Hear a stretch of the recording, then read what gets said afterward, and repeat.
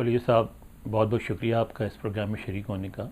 آپ کی بڑی لیگیسی ہے، آپ کے والد کا بہت بڑا نام ہے، اور اس حوالے سے آپ کی ذمہ داریاں بھی بہت ہیں، کیونکہ لوگ آپ سے ایکسپیکٹ کرتے ہوں گے کہ آپ کم از کم، ظاہر ہے آپ ان کی سطح پر تو ابھی نہیں پہنچ سکتے، لیکن کم از کم آپ ان کے قدموں پہ چلنے کی کوشش کریں. تو اس حوالے سے ہم بھی آپ کو ایک بہت بڑا آدمی سمجھتے ہیں.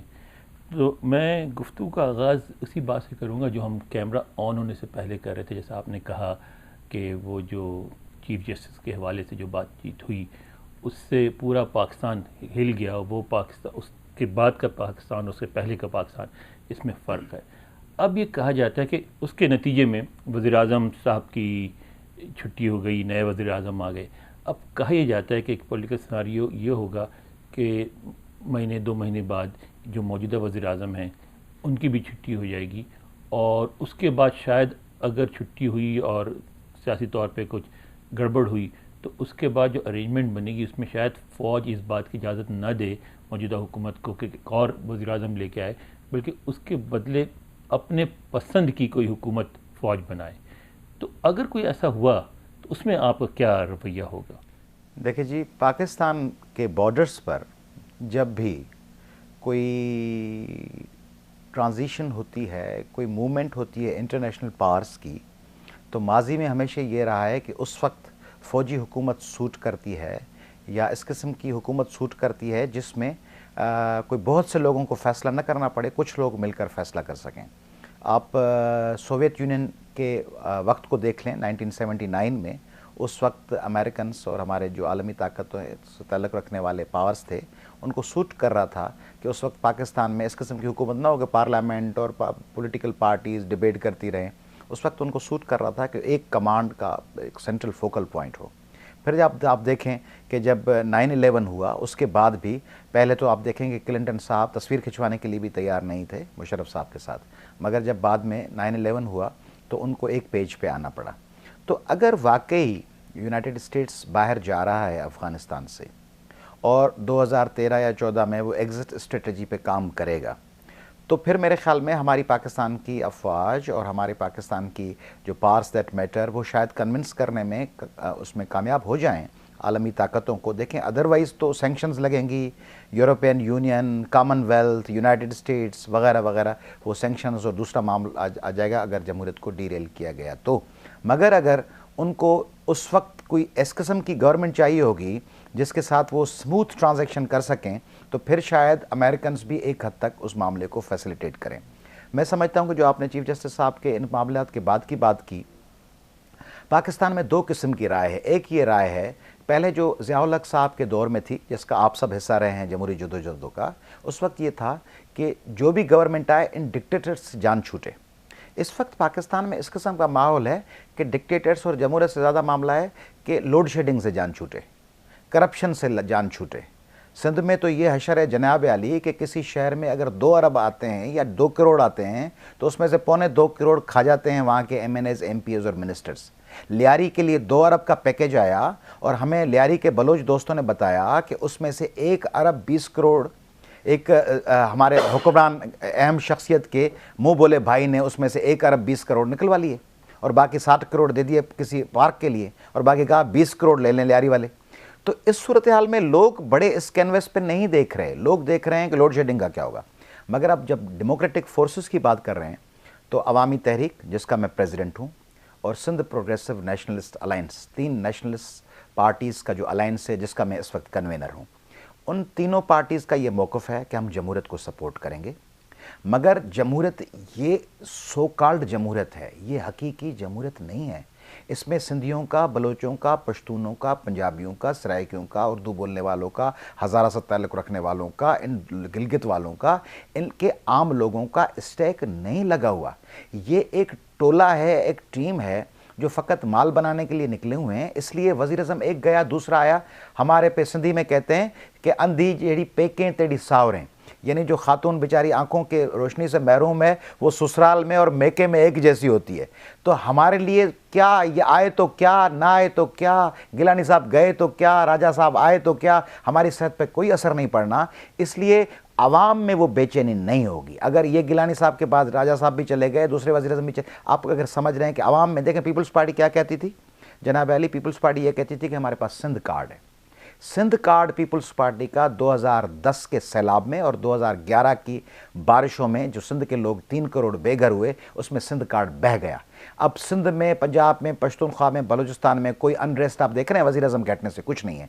बाकी पॉलिटिकल पार्टी की हैसियत से, कॉन्स्टिट्यूशनल एक उस चीज़ों को सपोर्ट करने वाली पार्टीज़ की हैसियत से हम ज़ाहिर है चाहेंगे कि पाकिस्तान में डेमोक्रेसी हो, मगर डेमोक्रेसी वो हो जिसको वाकई डेमोक्रेसी कहा जा सके। नहीं, लेकिन ये है कि अगर ये आर्मी वर्सेस पीपीपी होता है तो आप किसके साथ खड़े होंगे? आप पीपीपी के साथ कि फ़ौज के साथ? देखिए जी, अगर मैं इसमें बड़ा मेरे पे एक इल्ज़ाम ये भी हमारे दोस्त लगाते हैं कि आप बड़ी फ्रैंक और बातें करते हैं, बग़ैर सोचे समझे जो दिल में होता है वो कह देते हैं।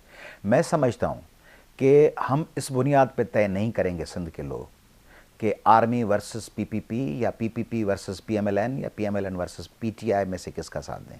हम इस पे तय करेंगे कि सिंध के वसाइल को प्रोटेक्ट कौन करेगा। सिंध के कोयले, गैस और बिजली और पानी, इनको प्रोटेक्ट कौन करेगा। देखें जी, सिंध इस वक्त 69% पेट्रोल प्रोड्यूस कर रहा है पाकिस्तान का, और 73% गैस कंट्रीब्यूट कर रहा है, और सिंध 70% रेवेन्यू कंट्रीब्यूट कर रहा है, और पाकिस्तान और दुनिया का बड़े में बड़ा कोयले का ज़ख़ीरा, वन ऑफ द लार्जेस्ट, वो सिंध के पास है। उसमें और मसलन ज़ुल्फ़िकार आबाद बनाया जा रहा है। अगर पीपल्स पार्टी कहे कि ज़ुल्फ़िकार आबाद बनाकर हम डेमोग्राफिक तब्दीली लाएंगे, और कोई आके जनरल या पीटीआई या पीएमएलएन आके कहें कि हम नहीं बनाएंगे, तो हम क्या कहेंगे कि पीपल्स पार्टी वाले हमारे इलेक्टेड हैं, वो अच्छे हैं, वो भले बना लें। या पीपल्स पार्टी कहे कि कराची में तालिब इल्म न पढ़ सकेंगे और कोई और आके कहे कि नहीं पढ़ सकेंगे, तो हम कहेंगे कि क्योंकि पीपल्स पार्टी सिंध की इलेक्टेड है इसलिए उसकी फैसला सही है। या कोई आके बंद तोड़ दे, टोड़ी बंद और गौसपुर बंद पीपल्स पार्टी के एमएनएज और मिनिस्टर आके तोड़ दें और 2 करोड़ लोगों को डुबो दें, और कोई आके उस बंद को, एम्बैंकमेंट को स्ट्रेंथन करे और लोगों को डूबने से बचाए, तो क्या हमको ये कहना चाहिए कि डूबने से बचाने वाला गलत है और जिसने बंद तोड़ा है सही है? इसलिए हम जमहूरियत को सपोर्ट करेंगे, मगर हम ये ज़रूर देखेंगे कि वो जमहूरियत कौन सी है, सिंध के और पाकिस्तान के लोगों को डिलीवर करने वाली जमहूरियत है, या इस किस्म की सो कॉल्ड जमहूरियत है जिनमें लोगों के जो राइट्स हैं वो छीने जा रहे हैं। लेकिन इसके तो आपकी बिल्कुल, यानी आपने वाज़ेह बात की, ख़ासतौर पे जो आपने बात की बंद बनाने और बचाने की, तो उसमें तो फिर यानी ये बात बिल्कुल साफ़ होगी कि बंद बचाने वाले तो फ़ौजी थे, उन्होंने आके ज़ाहिर है और फ़ौज का काम भी है। तो अव्वल तो ये है कि अगर आप सिर्फ इस बुनियाद पे अगर फ़ौज को सपोर्ट करेंगे तो ये गलत होगा, और दूसरी है कि अगर फ़ौज ने बचाया तो ये फ़ौज का फ़र्ज़ है, फ़ौज का काम ही है। देखें, मैं फ़ौज के बंद बचाने की बात नहीं कर रहा, मैं एक जनरल टर्म में बात कर रहा हूँ कि देखें, फ़ौज के बारे में सिंध में एक मनफी राय थी ज़िया-उल हक साहब के दौर में।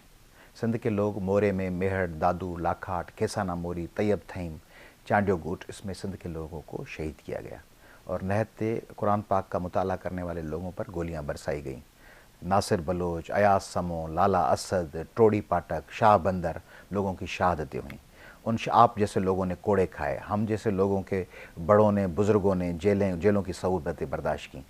फिर आपने देखा कि मुशर्रफ साहब का दौर आया, उस दौर में हमसे हमारा हक़ हुक्मरानी छीना गया, हम पे मुसल्लत किया गया एक अजाब, हम पे मुसल्लत की गई एक करप्शन और एक इस किस्म की हुकूमतें, जिसमें हैदराबाद को तोड़ दिया गया, कराची के हवाले से इशूज़ पैदा किए गए।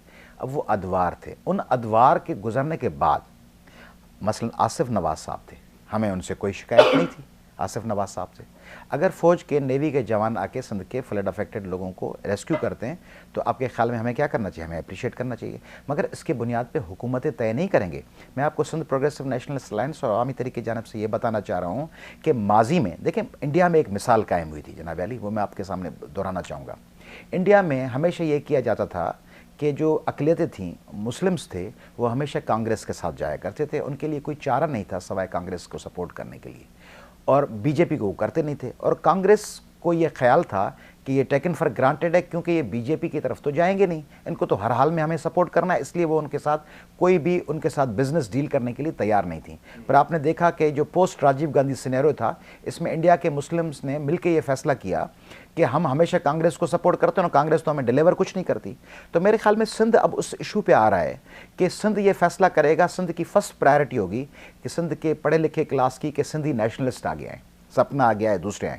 مگر سندھ کو ہم اس قسم کی چیز نہیں بنانا چاہ رہے کہ سندھ ہمیشہ پیپلز پارٹی کے گھر کی ہاری بنی رہے اور پیپلز پارٹی ہمیشہ سندھ کارڈ کے نام پہ سندھ کو یوز کرتا رہے. ہم چاہیں گے کہ ہم آلٹرنیٹ بن کے آئیں, مگر ہم یہ کبھی نہیں چاہیں گے کہ سندھ کے لوگ کہیں کہ چونکہ اس کانسٹیٹوئنسی میں سندھی وڈیرا یا سندھی پیپلز پارٹی کا لیڈر کھڑا ہوا ہے اور نیشنلسٹ نہیں ہے, اس لیے بھلے یہ وڈیرا آ جائے, کرپٹ وڈیرا آ جائے. نہیں, نتھنگ ڈوئنگ. اس کرپٹ وڈیرے کے نام پہ عوامی تحریک کا یا سپنا کا کوئی نمائندہ نہیں آ سکتا. کوئی عام شخص, کوئی مڈل کلاس صاف ماضی رکھنے والا شخص, وہ اگر پی ٹی آئی کا ہو, پی ایم ایل این کا ہو, لیگ کا ہو, پیپلز پارٹی شہید بھٹو کا ہو, کسی کا بھی ہو, وہ اگر الیکٹ ہو کے آ جائے ہم اس کو سپورٹ کریں.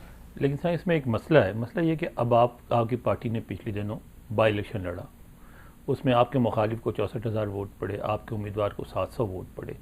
تو ان حالات میں آپ سمجھتے ہیں کہ آپ پیپلز پارٹی کا ایک آلٹرنیٹیو بن سکیں گے سندھ میں؟ میرے خیال میں یہ آپ کی انفارمیشن ہی صحیح نہیں ہے. عوامی تحریک الیکشن کمیشن آف پاکستان کے پاس رجسٹرڈ ہے اور اس کو وسل ملا ہے الیکشن کا نشان. تو سندھ میں کوئی ایسی کانسٹیٹوئنسی نہیں ہے جہاں وسل کے نشان پہ جو سیٹی ہے اس کے نشان پہ ہم نے الیکشن لڑا ہو. ہوا کیا ہے کہ مختلف ایک جگہ ہم لڑ رہے تھے وحیدہ شاہ کی کانسٹیٹوئنسی میں, مگر وہاں ہائی کورٹ نے اس کو اسٹے گرانٹ کر دیا. اس میں ہمارا کینڈیڈیٹ تھا الطاف خاص کے لیے اور ہم لڑنے جا رہے تھے. دوسری جگہ شہداد پور میں ایک انڈیپینڈنٹ نوجوان کھڑے ہوئے. ان کے بارے میں اگر آپ پتہ کریں, وہ کیا چلاتے ہیں, چنگچی ہوتی ہے یہ جو چائنیز 3 پہیوں والی سائیکل. وہ نوجوان کھڑے ہوئے, انہوں نے ہمیں ریکویسٹ کی اور وہ ان کا ایک ماضی رہا ہے اچھا, ایک لیفٹسٹ اور پروگریسو. ان کو عوامی تحریک نے, دوسرے نیشنلسٹوں نے ان کو کہا کہ ہم آپ کو سپورٹ کریں گے. آخری دنوں میں آ کر پیپلز پارٹی کی ساری مشنری نے آ کے ان کی الیکشن کو سیبوٹاج کر دیا. 2 سینیٹر اور 2 ایم این اے آ کے بیٹھ گئے اور پوری ایڈمنسٹریٹو مشنری آئی. نتیجتاً انہوں نے الیکشن والے دن صبح بائیکاٹ کر دیا. مگر آپ کی دوسری بات کے حصے کو میں ایڈریس کرنا چاہوں گا کہ اس دفعہ ہم الیکشن میں جائیں گے, بھلے ہم الیکشن میں 50 ووٹ لیں. ہم سندھ کے لوگوں کو یہ ضرور بتائیں گے. سندھ میں یہ کانسیپٹ کیا کہا جاتا ہے, سندھ میں کہا جاتا ہے بابا, سندھی میں چوندہ ہیں بابا اسیں کہے ووٹ ڈیوں, آئی پیپلز پارٹی, ہم کس کو دیں, کوئی متبادل ہے ہی نہیں.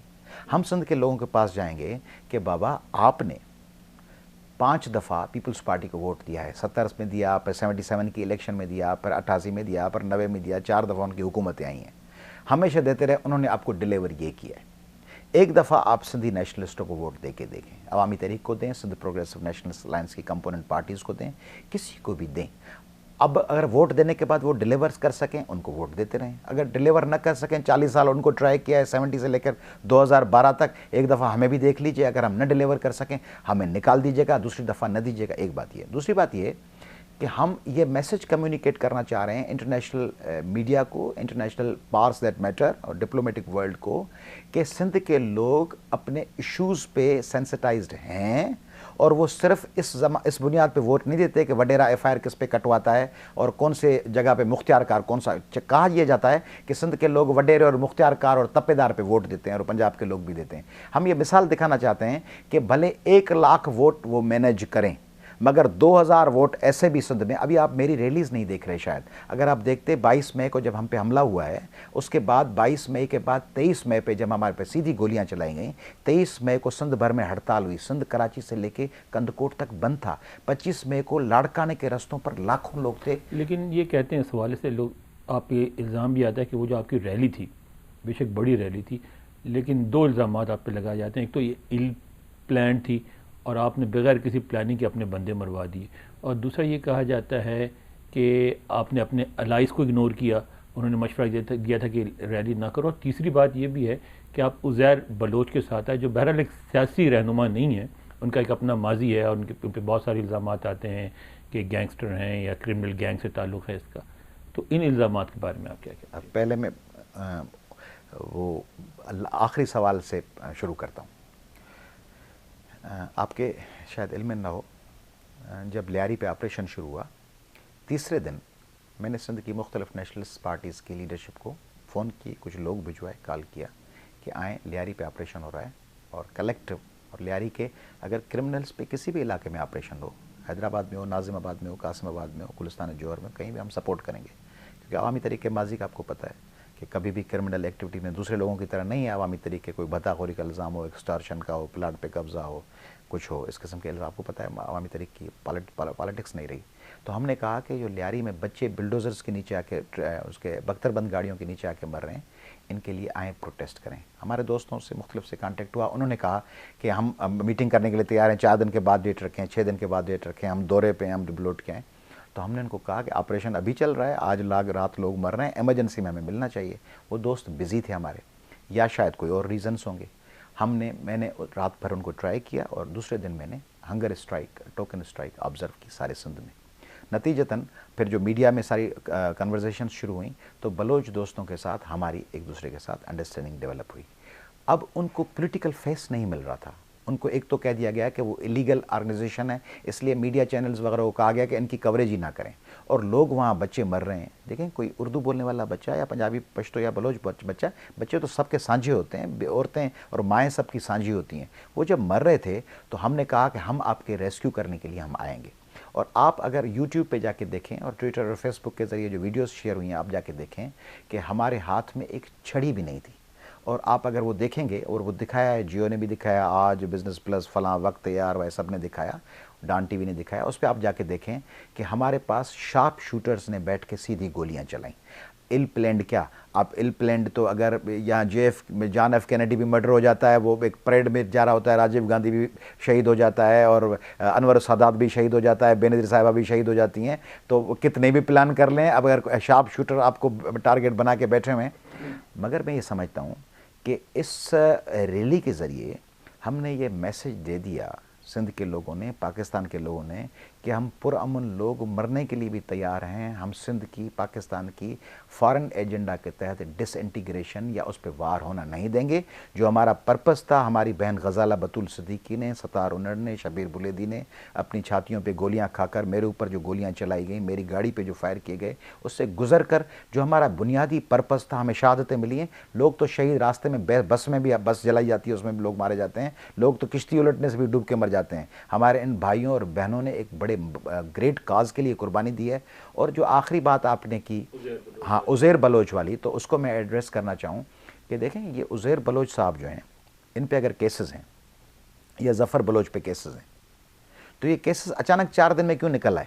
یعنی جب ہمارے بھائی اویس مظفر ٹپی صاحب الیکشن لڑنا چاہیں، یا کوئی لیاری کی بجٹ کی بات ہو، تو اس پہ ایک دم سے سرفیس ہو کے ان پہ باتیں بھی آ گئیں. 50 سال سے تو وہ بجاں تیر بجاں کر رہی تھی پوری لیاری کا گانا ہے. میری مدر ٹنگ بلوچی ہے، میری والدہ بلوچ تھیں، تو وہ بجاں تیر بجاں ہے، وہ لیاری نے تخلیق کیا، جس پہ پاکستان پورے میں پاکستان پیپلز پارٹی الیکشن لڑی. بجاں تیر بجاں کرتے ہوئے بلوچ جو ہمیشہ جب بے نظیر صاحبہ کے جلوس پہ حملہ ہو رہا تھا، تو آپ کے علم میں ہے یا نہیں ہے، ان کو جو سرکل کیا ہوا تھا جان سارا نے بے نظیر، ان میں سے 70-80% لیاری کے بلوچ لوگ تھے جو پہلے دھماکے میں اڑ گئے، شہید ہو گئے تمام لوگ.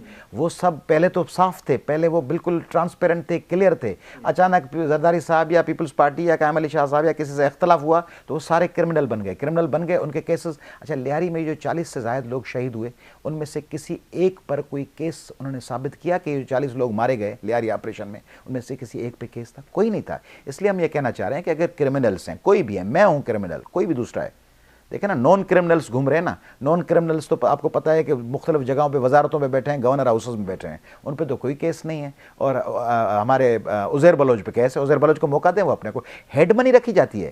ڈیموکریٹک ایک مہذب معاشرے میں لوگوں پہ ہیڈ منی، کوئی میکسیکن کوئی جنگلات ہیں یا برازیل کے جنگل ہیں، امیزان ہے، جہاں پہ ہیڈ منی رکھ کے لوگوں کو ڈھونڈا جا رہا ہے. آپ شہر کراچی ہے، آپ لوگوں پہ کیسز کریں، ان کو ٹرائل کریں فری، ان کو موقع دیں. ایک طرف آپ طالبان سے باتیں کر رہے ہیں، آپ دوسرے لوگوں سے باتیں کر رہے ہیں، آپ کہہ رہے ہیں ان سے بھی باتیں کریں گے، ان سے بھی باتیں کریں گے. جو کراچی میں بندہ بیٹھا ہوا ہے عزیر بلوچ، اس پہ آپ نے ہیڈ منی رکھ دی ہوئی ہے. اس لیے میں سمجھتا ہوں کہ یہ فری ٹریٹمنٹ اور فری اور ایکول اور ڈسکریمنیشن سے پاک ٹریٹمنٹ نہیں تھی. ہم لیاری کے لوگوں کے دکھ درد میں ساتھ ہیں، کرمنلز کہیں بھی ہو ہم ان کے خلاف. اچھا، آپ نے جو ساری باتیں کی پیپلز پارٹی کے حوالے سے، یہ تو ایک سیاسی بات ہے، ایک اس مسئلے کا جذباتی پہلو ہے، اور وہ بڑا اہم پہلو ہے. وہ یہ ہے کہ سندھ میں ایک احاطہ ہے، اس میں 4 قبریں، وہ 4 قبریں اب تک تو پورے پاکستان پہ بھاری رہی ہیں. اور اب آپ یہ کہتے ہیں کہ آپ اس ایموشنل جو فیکٹر ہے اس کو نکال کے آپ سندھ سے الیکشن جیت سکیں گے. ان 4 قبروں کو آپ کیسے شکست دیں گے؟ اچھا، پہلی بات تو میں نے کبھی بھی نہیں کہا کہ ہم الیکشن سندھ سے جیت جائیں گے، ٹھیک ہے، میں نے کہا ہم الیکشن لڑیں گے۔ ہمارے دوسرے نیشنلسٹ بھائی کہتے ہیں، وہ اعلان کرتے ہیں، مختلف نیشنلسٹ سندھ کے ڈیموکریٹک کبھی کہتے ہیں اگلے 5 سال میں حکومت بنائیں گے، پھر کہتے ہیں اگلی حکومت ہماری ہوگی، پھر کہتے ہیں 3 سال کے بعد سندھ میں سندھو دیش بن جائے گا، کوئی کہتا ہے کہ سندھ بلوچستان آزاد ہو جائے گا، کوئی کہتا ہے پختونخوا یہ ہو جائے گا، پنجاب میں یہ ہو جائے گا، طالبان کہتے ہیں کہ ہم گرتی ہوئی دیوار کو دکھا دیں گے، لال قلعے پہ جھنڈا لہرائیں گے، اور دشت تو دشت ہے دریا بھی نہ چھوڑے ہم نے، اور بحر ظلمات میں دوڑا دیے گھوڑے ہم نے، یہ تھیریز پیش کرتے ہیں۔ ہم نے کبھی نہیں کہا، ہم یہ کہتے ہیں، ہم ایک بہت ہمبل قسم کے لوگ ہیں، ہم نیچے سے شروعات کرتے ہیں۔ ہم یہ کہتے ہیں کہ جہاں 4 قبروں کی آپ نے بات کی، ان 4 قبروں کے ساتھ انصاف کہاں ہوا ہے؟ 4 قبروں پہ تو یہ باتیں تو کرتے ہیں، ذوالفقار علی بھٹو کے ساتھ انصاف ہوا، حسینہ واجد نے تو اپنے والد کے قاتلوں کو کٹڑے میں لا کے ان کو تو سزا سنوا دی۔ یہاں پہ ہماری بہن بے نظیر صاحبہ کی حکومت آئی، ذوالفقار علی بھٹو کے قاتلوں کے ساتھ تو کوئی اس کے خلاف درخواست بھی نہیں آئی۔ کیا ہوا اس سلسلے میں؟ ہماری بہن بے نظیر صاحبہ شہید ہوئی۔ ذوالفقار علی بھٹو صاحب لیڈر تھے پاکستان کے، ہمیں ان کے لیے احترام ہے، ان کے ساتھ ہمارے ڈفرینس آف اوپینین بھی ہے، مگر ہمیں احترام بھی ہے ان کا۔ ہمیں تو پاکستان کی تمام لیڈرشپ کا احترام ہے، میاں نواز شریف کا احترام ہے، عمران خان کا ہے، فضل الرحمان صاحب کا بھی ہے، ہمیں منور حسن صاحب کا بھی احترام ہے۔ ذوالفقار علی بھٹو صاحب کے لیے پاکستان کے اور سندھ کے لوگوں کے دلوں میں محبت تھی، ان کے ساتھ انصاف نہیں ہوا۔ بے نظیر صاحبہ جو جن لوگوں پہ الزام تھے وہ آج ڈپٹی پرائم منسٹر ہیں۔ بے نظیر صاحبہ کے بھائی مرتضیٰ بھٹو صاحب کی شہادت میں جو لوگ انوالو تھے ان کو پروموٹ کر دیا گیا۔ مرتضیٰ بھٹو شہید کے قاتلوں کے بارے میں جن پہ الزام تھا وہ پروموٹ ہو کے ان کو بڑی زبردست لوکریٹو پوسٹ مل گئیں، وہ پوسٹ پہ بیٹھے ہوئے ہیں۔ شاہ نواز بھٹو صاحب کے حوالے سے کبھی کوئی انویسٹیگیشن ہوئی؟ کیسے فرانس میں ان کا معاملہ ہوا، کیا نہیں ہوا؟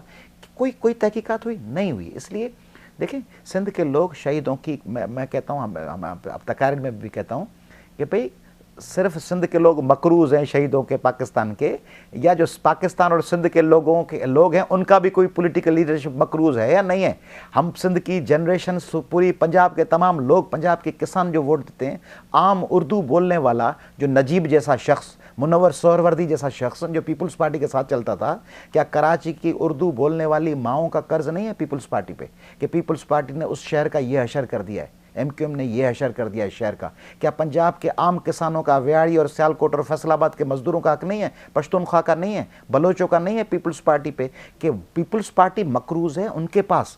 4 شہیدوں کے نام پر پیپلز پارٹی پہلے اپنا قرض تو اتارے، ان لوگوں نے ان کو بار بار الیکٹ کر کے دیا، اور جواب میں لوڈ شیڈنگ، جواب میں مہنگائی، جواب میں کرپشن، جواب میں لوگوں کی لاشیں، جواب میں بے روزگاری۔ سندھ میں مائیں اپنے بچے بیچ رہی ہیں، سندھ میں 10-10 ہزار کے لیے ہماری بوڑھی خواتین وطن کارڈ کے لیے ان کو بالوں سے پکڑ کے کھینچا جا رہا ہے۔ لیڈی ہیلتھ وزٹرز ہیں جناب، ان کو پکڑ کے گھسیٹا جا رہا ہے۔ جیکب آباد اور شکارپور کراچی کے رستوں پہ جو ٹیچرز آتے ہیں، ان ٹیچر پہ فواروں سے ان کو تشدد کا نشانہ بنا جاتا ہے۔ وہ ٹیچر پڑھانے والے، ان کپڑے پھٹے ہوئے، وہ زمینوں پہ گرے ہوئے ہیں۔ مقروض صرف سندھ کے لوگ ہیں، 4 شہیدوں کے قبرستان۔ بابا سندھ کے ہزاروں لوگ جو شہید ہوئے ایم آر ڈی میں، سندھ کے لوگ جو شہید ہوئے ٹوڑی میں، جو شاہ بندر میں، جو نواز کنرانی، عاشق جنیجو اور فاضل راؤ جیسے لوگ، اور غزالہ بطول صدیقی اور اعجاز بلوچ اور سرور بلوچ جیسے لوگ، اور آمنہ پلیجو اور اس قسم کے جو ہمارے سپاہی تھے ستار اونڑ جیسے، ان کا قرض کہاں گیا؟ ان کا قرض بھی تو پیپلز پارٹی اور ان کو جواب دینا ہے۔ اس لیے ہم الیکشن لڑیں گے اس نعرے کے ساتھ کہ سندھ کو حساب دیا جائے۔ سندھ چارج شیٹ کر رہا ہے پیپلز پارٹی کو بھی اور تمام حکمرانوں کو 1947 سے، اور صرف سندھ نہیں۔ آپ کو پتہ ہے کہ عوامی تحریک کا بیک گراؤنڈ ہے، ہم وہ سوڈو نیشنلسٹ نہیں ہیں۔ ایک نیشنلزم ہوتا ہے کہ ہم اور کوئی نہیں، ہم کہتے ہیں ہم بھی اور دوسرے بھی، کہتے ہیں سندھی، دوسرے نیشنلسٹ کہتے ہیں فلاں زبان ہونی چاہیے۔ میں ایاز لطیف پہلوی جو کہتا ہوں کہ اردو زبان ہماری ہے، وی لو اردو۔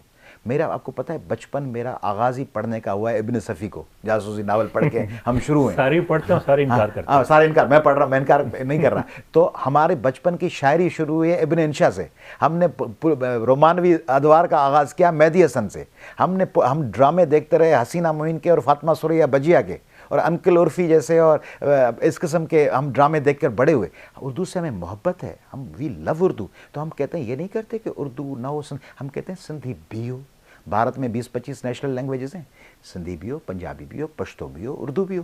ہم کہتے ہیں کہ ہمارے جو پنجاب کے بھائی ہیں، پشتون بھائی ہیں، اس حیدرآباد میں، کراچی میں، اگر وہ حق حلال کا روزگار کما رہے ہیں، اردو بولنے والے بھائی ان کو روزگار مل رہا ہے تو کیا حرج ہے؟ مگر ہم کہتے ہیں کہ سندھ کا جو ایم این اے بنے، سندھ سے جو ایم پی اے بنے، سندھ جو سینیٹر بنے، وہ بائی برتھ سٹیزن ہونا چاہیے سندھ کا۔ یہ نہیں کہ رحمان ملک صاحب آئیں اور آ کے اسلام آباد یا پنڈی سے کراچی میں ایک مکان لے کے اور پھر سینیٹر بن کے اور چلے جائیں وہاں سے اور سندھ کے تقدیروں کا فیصلہ کریں۔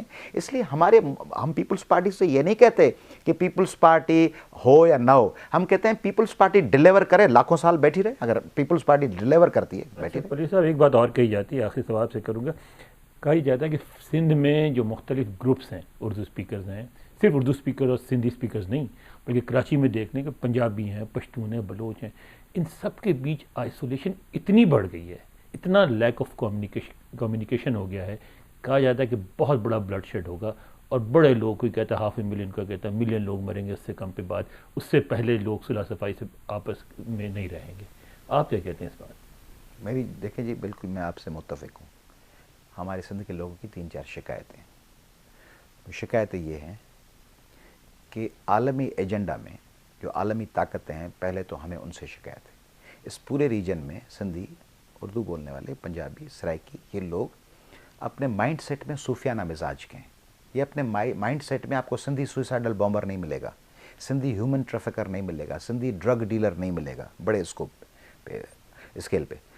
اس کے باوجود ہمیں تو اگنور کر دیا گیا ہے، دیوار سے لگا دیا گیا۔ اب وہ جو گیم ہے اس پورے ریجن کا، وہ ہمارے پاس کھیلا جا رہا ہے۔ میں اپریہنشن مجھے یہ ہے کہ ہماری جو عالمی طاقتیں ہیں وہ فاٹا میں جانے والی ہیں کچھ وقت میں، اور ایک بڑا بلڈ شیڈ ہوگا، وہاں آپریشن ہوگا، پاکستان کی افواج، ان سے ٹکراؤ، سلالہ، یہ تمام معاملات آخر ایک کنکلوڈنگ پوائنٹ پہ پہنچیں گے۔ نتیجتاً عالمی طاقتیں جب اپنی تاریں کھینچیں گی تو وہ صرف بلوچستان اور پختونخوا نہیں، اب وہ عالمی طاقتیں اپنی تاروں کو کھینچیں گی سندھ میں بھی۔ اور یہ جو ذوالفقار آباد منصوبہ ہے، اس کے حوالے سے بھی دیکھیں، جب گوادر کا ایشو پیدا ہوا تو جب گوادر چائنا کو ہینڈ اوور ہوا تو آپ دیکھیں کہ پھر انریسٹ ہو گئی سارے اس ریجن میں اور گڑبڑ شروع ہو گئی۔ اب ذوالفقار آباد وہ برننگ ایشو بنے گا جس کے بعد پوری پالیٹکس وہاں ہوگی، اور جو آپ نے کہا کراچی، تو کراچی میں بلڈ شیڈ ہوگا، اور سندھ کی جو 1000 کلومیٹر لمبی لائن ہے سندھ کی، جو سندھ سے شاہرگ گزر رہی ہے پاکستان کی، نتیجتاً اگر سندھ کے لوگ اس پہ آ کے بیٹھ گئے، جیسے 3 روز بے نظیر صاحبہ کی شہادت کے بعد ہڑتال ہوئی، تو پورے پاکستان کی اکانومی بیٹھ جائے گی، اور اس قتل عام میں ہم بھی سفر کریں گے اور پاکستان کے 19 کروڑ لوگ کریں گے۔ اس لیے پاکستان کے وہ جو تمام مقتدر ادارے ہیں، جس میں پاکستان کی جوڈیشری ہے، مثلا افتخار محمد چودھری صاحب، آپ کو پتہ نہیں، شاید علم نہ ہو، وہ مجھے کہتے ہیں کہ بیٹا، ایاز بیٹا، وہ مجھے مخاطب ہوتے ہیں، اور وہ کہتے ہیں کہ آپ میرے اسٹوڈنٹ ہیں، بیٹے ہیں، بچے ہیں۔ ان کے ساتھ تحریک میں رہے ہیں۔ I was the first person who offered the court arrest against the emergency. تو اس سارے دور میں افتخار محمد چودھری صاحب سے ہماری توقعات کیا تھیں؟ ہماری توقعات یہ تھیں کہ چودھری صاحب جب آئیں گے تو 12 مئی کو جب جیسے ان کو محبوس کیا گیا، اس کے خلاف کوئی ایفیکٹو بات ہوگی۔ پھر انہوں نے سپریم کورٹ نے جو سو موٹو نوٹس لیا کراچی کے معاملے پہ، اس میں 3-4 بڑی اہم باتیں سپریم کورٹ نے کہیں۔ ڈی لمیٹیشن کانسٹیٹوئنسیز کی، ڈی ویپنائزیشن کراچی میں، اور نو گو ایریاز کا خاتمہ، وہ نہیں ہوا۔ ہم چاہ رہے تھے کہ ہمارے ساتھ پانی میں جو زیادتی ہوتی ہے، ہمارے ساتھ ریسورسز میں جو زیادتی ہوتی ہے، سندھی یوتھ کو جو پڑھنے نہیں دیا جاتا، سندھ میں فیوڈلز جو بجٹ کھا گئے ہیں ساری، کندکوٹ سے لے کر ننگر پار تک، اس پہ سپریم کورٹ سو موٹو، لاہور میں تو معاملے ہو جاتے ہیں، پشاور پہ بھی ہوتے ہیں، اسلام آباد کے کیپٹل ڈیولپمنٹ اتھارٹی پہ بھی ہوتے ہیں، اس پہ وہ نہیں ہوا۔ ہماری یہ خواہش تھی، ہماری خواہش تھی کہ افواج پاکستان، ڈی جی رینجرز بیٹھے ہیں، کور کمانڈر سندھ بیٹھے ہیں، وہ جب دیکھیں کہ 22 مئی کی ریلی پہ حملہ ہوا ہے اور نہتے لوگوں کو گولیوں کا نشانہ بنایا گیا ہے، تو وہ اس پہ ضرور اگر کوئی جے آئی ٹی بنے گی یا ڈی جی رینجر صاحب، وہ ضرور رول پلے کریں گے، اور کور کمانڈر صاحب کریں گے کہ یہ بے گناہ لوگوں کا قتل ہو رہا ہے، اس پہ کچھ نہ کچھ کیا جائے۔